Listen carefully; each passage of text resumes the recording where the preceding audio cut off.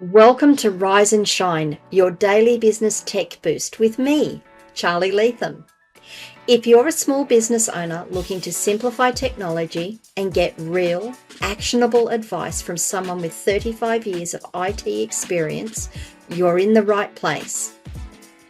Every episode, I'll dive into tools and systems like email, CRM, marketing and tracking, and I'll break them down into bite-sized tips you can use straight away. Your time is valuable, so let's get straight to the point. It's time to work smarter, not harder.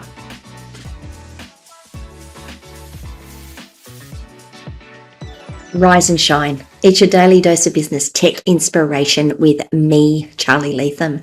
Episode number 542. We are continuing with Zoho Mail. There is a lot to get through. There's a lot of things in Zoho Mail that I feel like I want to cover, that I want to show you, that I want to explain how they work, some hints and tips. Some of the things I use within my own business, some of the things I look at and I go, I wonder how I would use that, or if I could use it and I don't use it. Sometimes it's just because it doesn't fit, and sometimes it's because I just don't have the time to sit down and work out how to work it out, how to make it work best within my business. So I love doing these tutorials too, because they actually help me get my head around these things. Anyway, today we're going to be talking about Zoho Mail and groups. We've done the calendar, we've done the to-do list, we've done a fair bit on mail. I'm sure there's more there that I'm going to want to do in the long term. But today we're going to look at groups and why groups are good to use and how you might use them. So today, rather than being in my demo account, I'm actually going to be in my Zoho admin account. So it's going to look a little different to the account we've been working on previously. To work with groups to start with, you do need a admin account, because you need the admin account to set them all up and use them. So let's move on, shall we? Let me share my screen and we will continue on. So this is my admin account. This one is not a Mail Lite account. This is actually a workplace account. Not that that matters for this. I am in our mail screen, and I'm in our mail screen so that I can show you where to find the admin screen from here.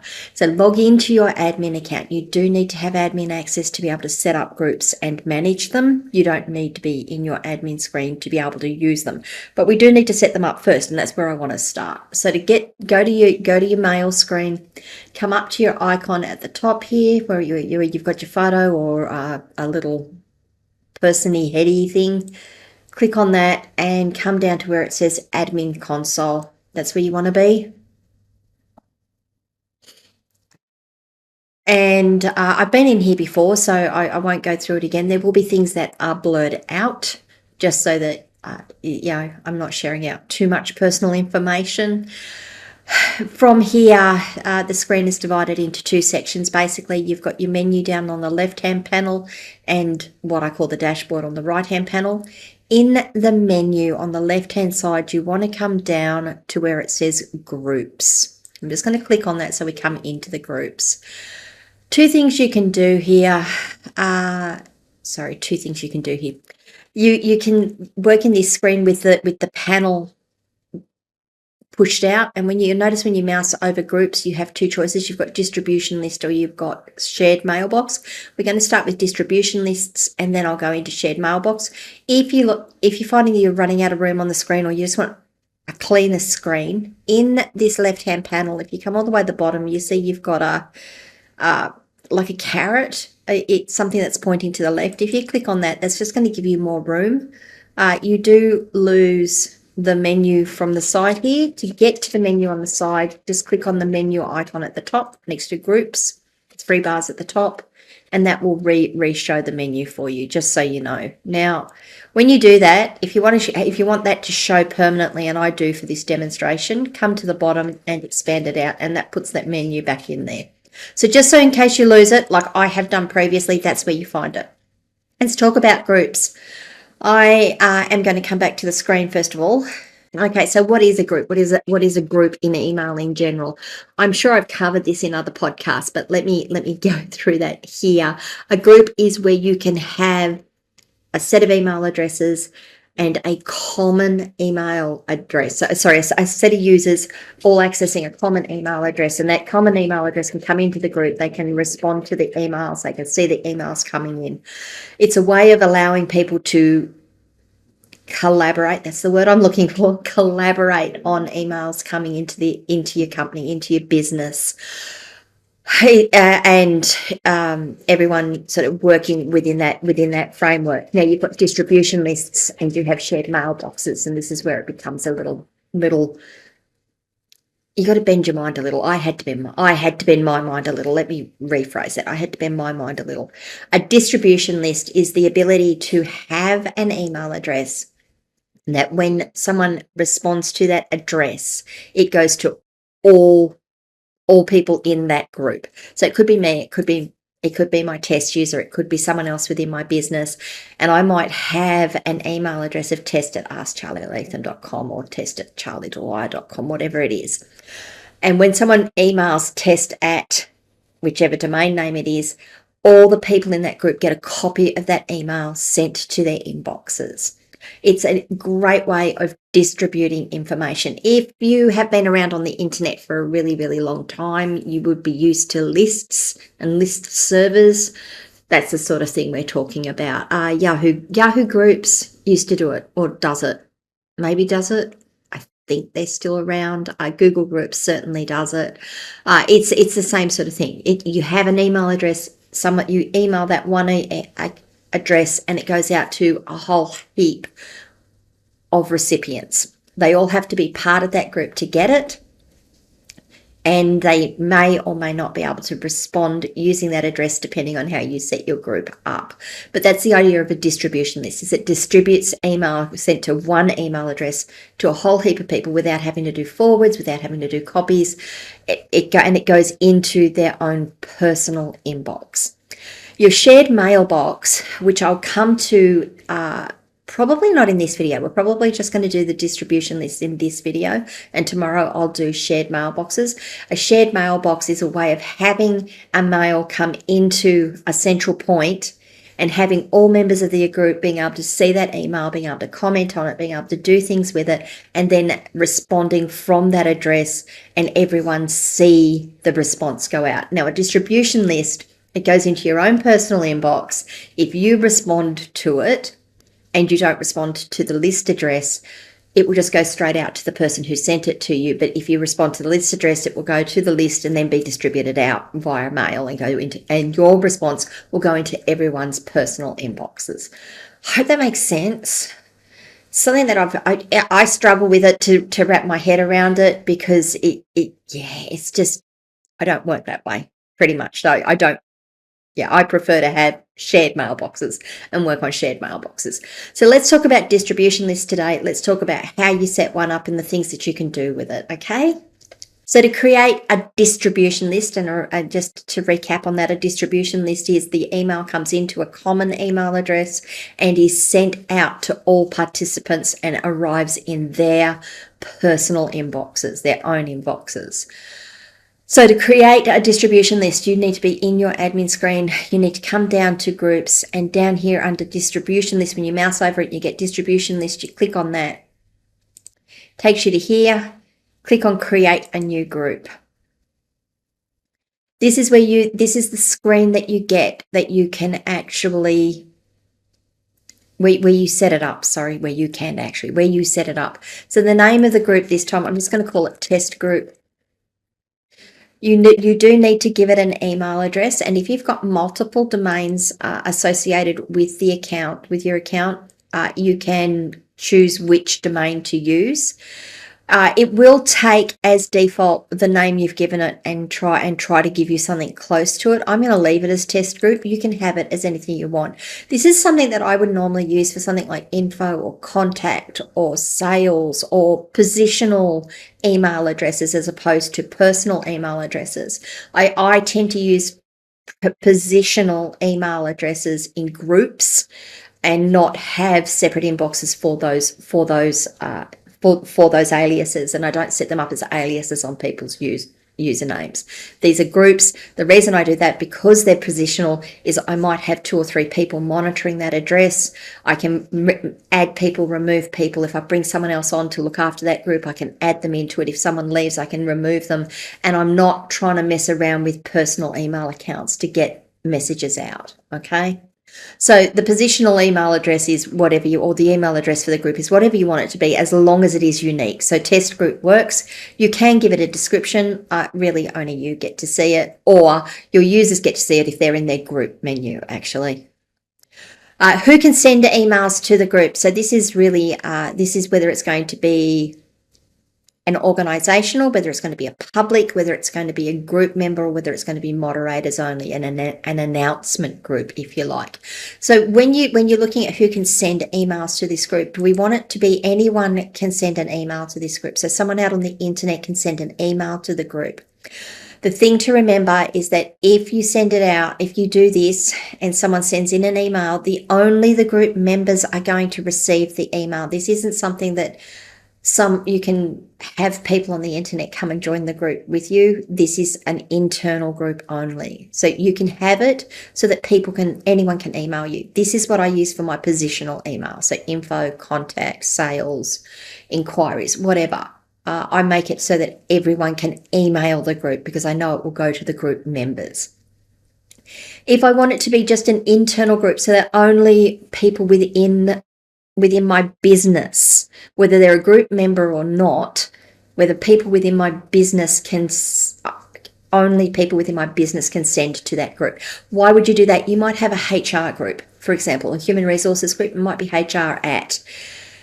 You want to have the HR team monitoring that email address. You want them to be able to get employee inquiries and all of those things, but you want everyone in the company, sorry, let me just go back and rephrase that. You don't want everyone in the company to be part of the group, but you want everyone in the company to be able to mail that group only. But you don't want people on the internet to be able to email that group. That's why you would set this to organizational members or organization members. Group members only. This could be a project group, for example. This might be coding, for example. It might be build. It might be a specific project name. And you only want the people within that group to be able to collaborate on messages and send messages back and forwards to each other without having to go have a contact list in their own contacts, without having to have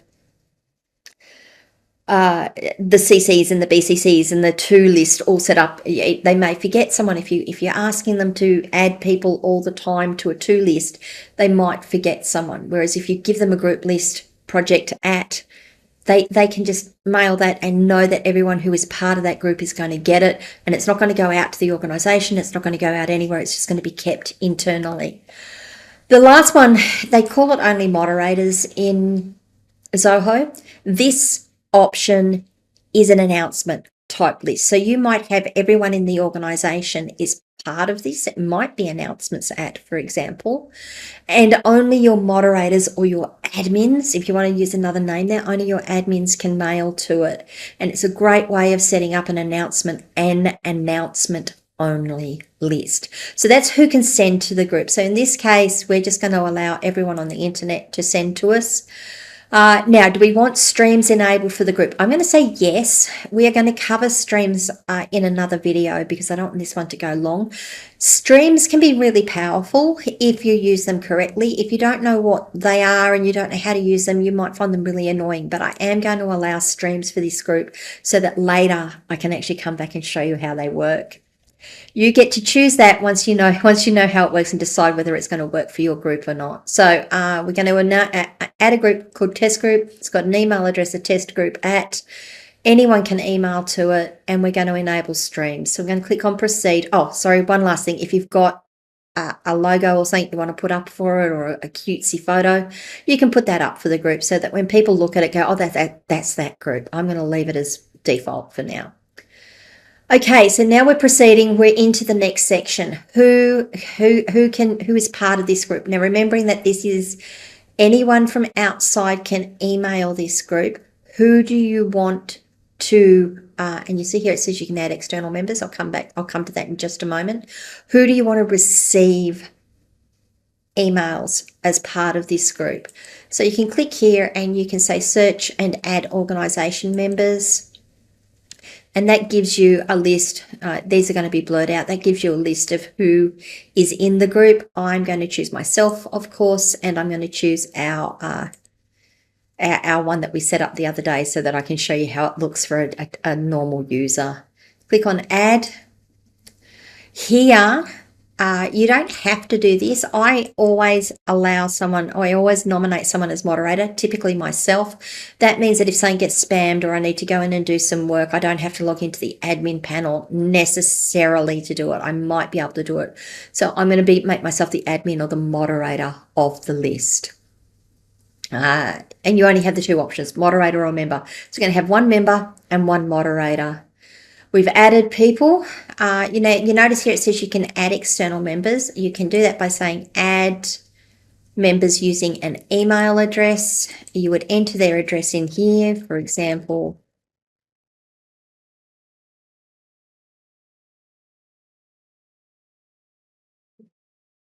Okay, it says here, in case you add any external email addresses, an invitation email will be sent to them. Group emails will be delivered to them only if they accept the invite. So I'm not going to add this address here, but you would click add. Then what that would do, would put them in here as pending. They get an email saying, hey, you've been invited to join this group. Do you want to join this group? They have to click on the link to verify it. Why? Because we need to make sure that we're not we need to. It needs to be safe so that someone can't come along, create an account like this and maliciously add people to a group and then start spamming them. So this is part of your spam control. This is part of your permissions control. If you're going to add someone outside the organization to a group, you need to make sure that you've got their permission to be able to add them to that group. Okay. Let's click create from here. Now we're going to create, this should just create the group now. Are you sure you want to proceed? Yes, I want to proceed.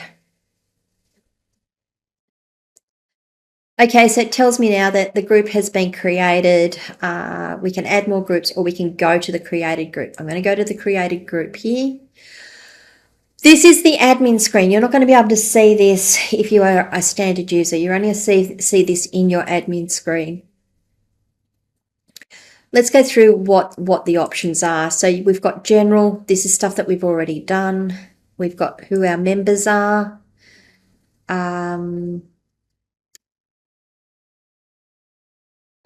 Sure, I added myself. Let's add myself back in there.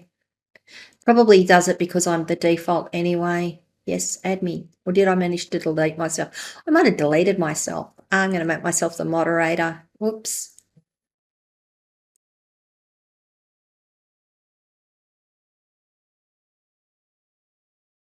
I'm not quite sure what I've done here.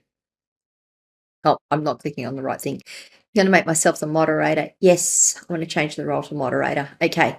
So under members, you'll see that there's a couple of things here that you can do. And these are important settings to me. Are they active on the group? Post approval refers to the action to be taken when a user sends an email to the group. So you can set it to accept, reject, hold, and acknowledge. So if you've got an internal group, you've got a closed group and someone emails into it, you can actually set whether they can post directly to the group, whether you want to approve it, whether it just gets rejected immediately. Why you would want to reject it after setting up a group, I am not sure, unless someone's being malicious or their account might be questionable. Maybe that's when you want to do it, but you can choose how click on the right things. You can choose how posts to the group are handled. The status, you've got two choices, active and inactive. Why would you want to set a group member to inactive while they're part of the group and not just remove them? They may be on holidays. It may be that they're taking a hiatus from the group and you don't want to go through the hassle of removing them and adding them again.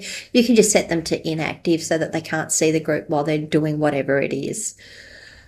Send using the group email address.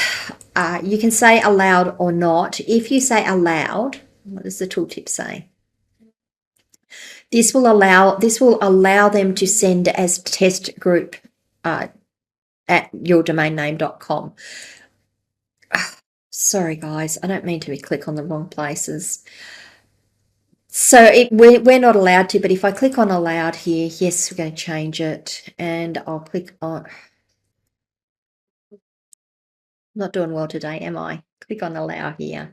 So both members of the group are allowed to send as the group email address. The default is not allowed to. I'll show you how that looks shortly. Failure count. This is just a stat. I hate that word just.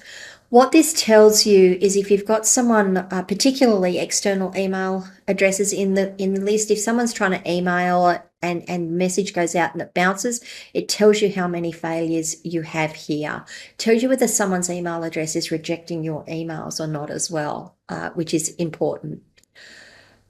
Anti-spam settings, I really don't want to sort of labor this too much, but I am going to go through them. Anti-spam, you can whitelist or you can blacklist specific email addresses or specific domains.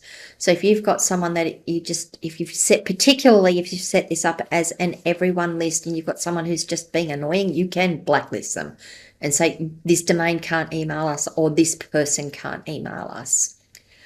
Moderation. This tells you, thank you.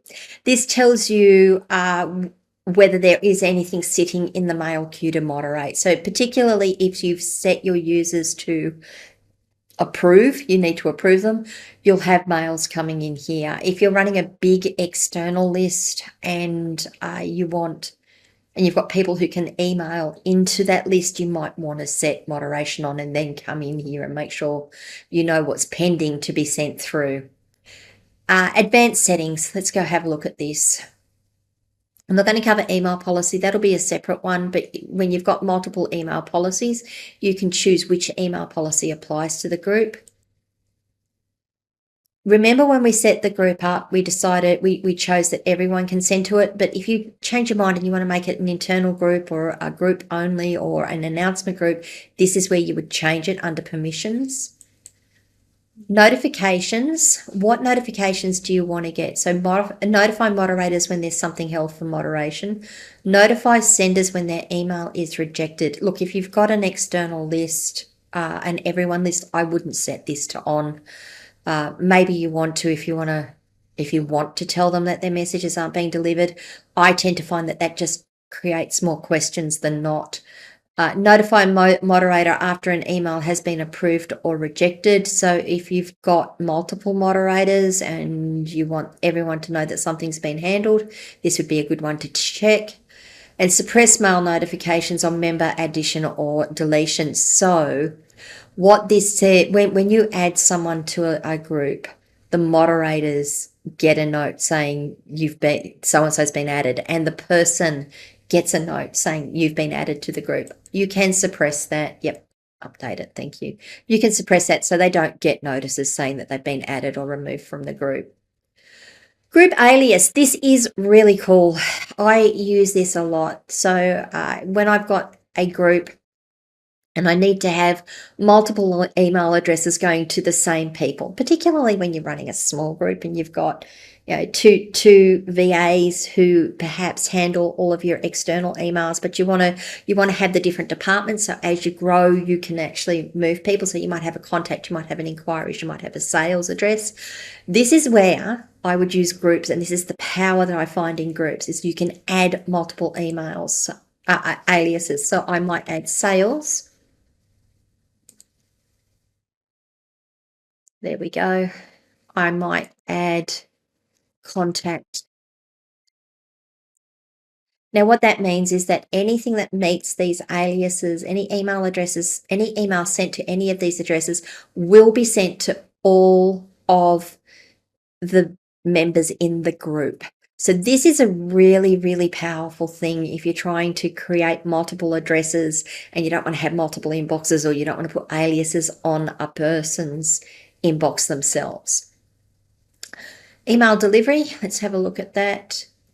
Deliver email only if the group email address is in the to or CC. I guess that means if it's in the BCC, it won't put it through. Allow members to send emails using the group email address. So I'm going to check that as well. Given that we've already said that people can do it, I'm going to check that here. Auto response. You can set up auto responders for different scenarios. So or add auto respond to organization members part of the group, organization members outside of the group. So if I look at just these top two here, if you remember, I said that if you're in the organization, you can email into the group. If you are part of the group that gets an email, you can get a different auto response to if you are outside of the group. And that's the same for external members. If someone is emailing into, let's say it's sales at, so they're not part of the group, they just will need to get some sales information, you can set up an auto responder for that. If you've got a project group that actually involves people outside of the organization, you can then have a different template for that. I'm not going to go into the templates. They're all very, very similar to how we set up templates for our emails, but you do have the option to set a template for each of these. Failure threshold. This is really important. I am actually going to flick back to, we're down here under advanced settings, failure thresholds. If I come back here to members, you remember this here, this failure count here? This is taken into consideration down here in the failure threshold. What this tells you is that if members have a certain number of failed email deliveries, if they meet this threshold here, future email delivery can be automatically skipped for that particular member. So you can make it 10, you can make it 100. You can't disable it, so make it really high. If you don't want them to ever be thresholded, if you don't want them to ever be suppressed. Now, why would you do that? Well, occasionally a mail server may blacklist you. Occasionally a mail server on the internet may decide that it's going to do something really weird and start bouncing your email messages. And instead of continually sending them messages, we can actually suppress messages out to people on that server in that environment until that is fixed, and then we can go in and re-enable them. It's just a nice way of stopping emails bouncing out to somewhere that's going to spam us. And if we spam too much, if we send too much, we may end up getting blacklisted as well. And once we get onto a blacklist, it's not just that group that's affected, it's our entire organization. Email restrictions. Email addresses to automatically allow or reject emails from. So if you've got specific, much like your blacklist, if you've got a specific email address that you always want to accept or always want to deny, you would put them in here under email restrictions. Same with domain restrictions. That's the same as your blacklists up here. By the way, these two relate to these two up here. Calendar. What's the calendar? We can have group calendars. I'm not going to go into that today, and we're actually going to skip over these settings until I can come back to it. But you do get a calendar with the group as well. The final setting on this screen is your recent activity, and that tells you what's happened. So who's been added, who's been removed. This is your audit log for it. Okay, I don't think it actually tells you if something's been emailed in. This is an audit log. And you can, of the changes made to the group, or things done with the group. And you can filter it down to, time periods. Okay, so that's all your settings for the group. That's fantastic, right? And I can hear you all saying, get on with it, Charlie, come on. So we've done all the settings. What does it actually look like? So if I remind you, I have put my Learn About Dogs email in here. We should go and have a look there. I'm not going to show you what it looks like for me. I'm going to go and show you what it looks like for a real user. So, am I right? Yep.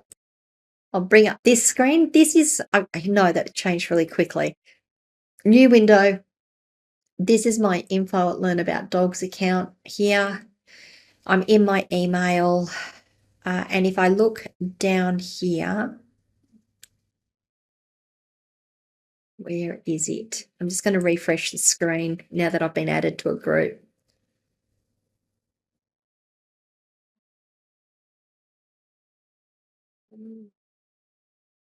Okay, down here under streams, if you remember, I enabled streams on the group. We've now got test group. And it shows us the stream. Now I'm going to cover streams afterwards, but this shows you activity in the group. It shows you comments on things and such. So you can see your test group in here. I can also come across to my settings screen up here. And in here, I come down to groups in the left-hand side. I can see all the groups that I'm a member of. I can click on that and it shows me all the details. So I can see that I am part of this group. I can also hide it. Don't hide it. You'll lose it.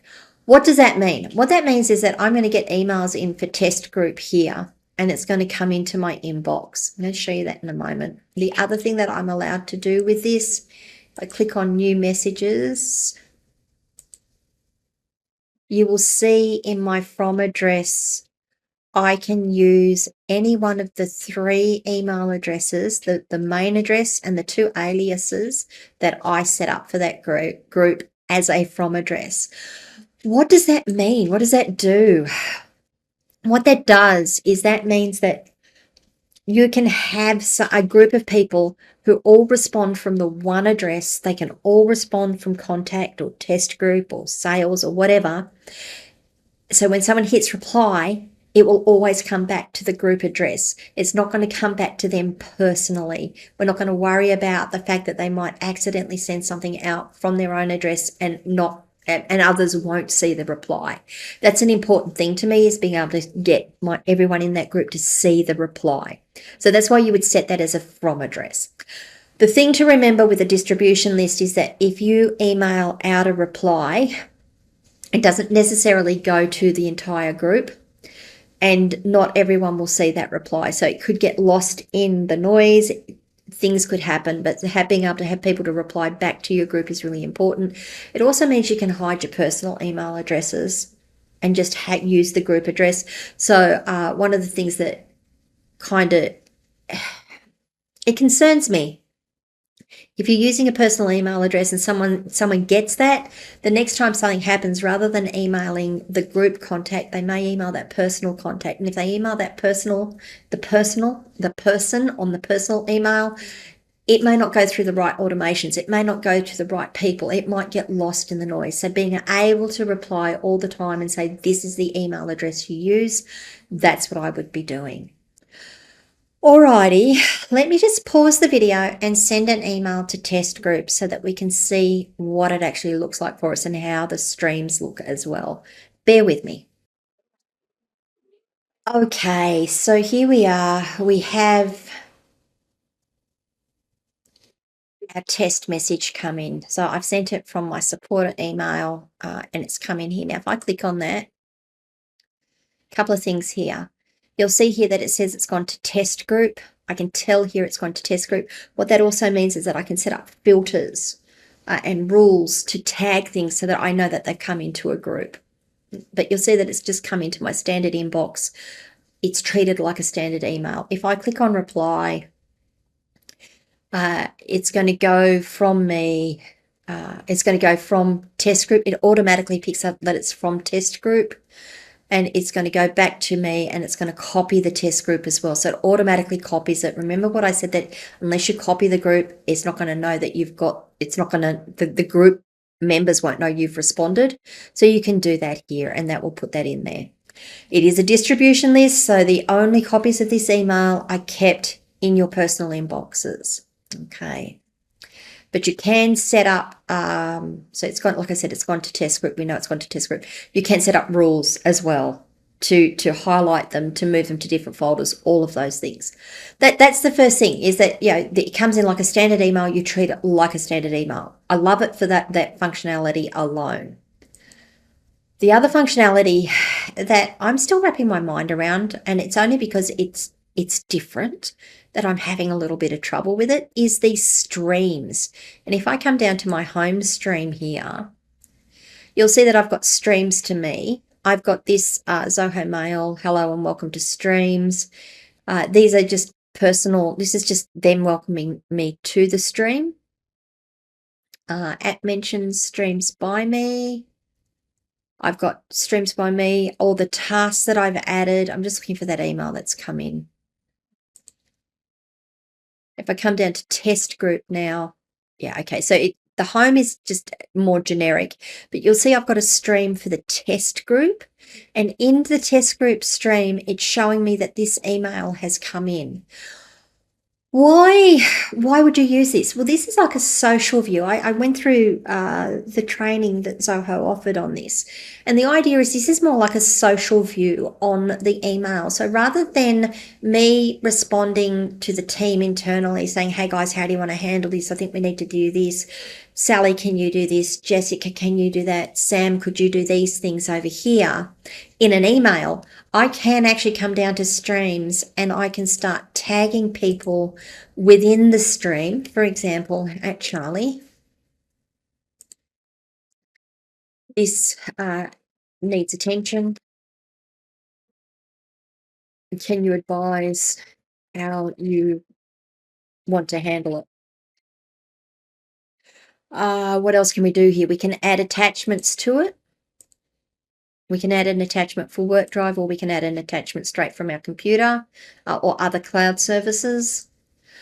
We can put emojis in. For example, we can put a emoji in. We can use some markdown. I'm not going to do it. I'm not going to show you markdown, but you can use markdown. You can do a preview to see how it will look.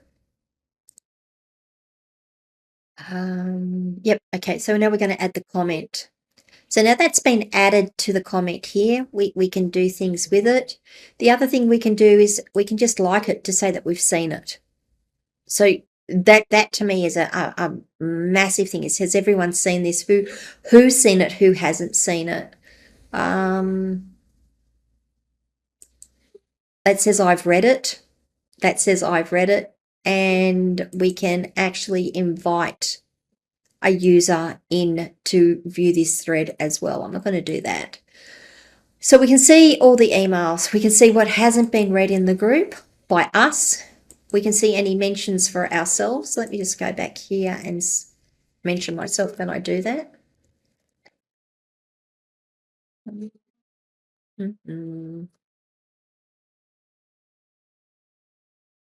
What's my name?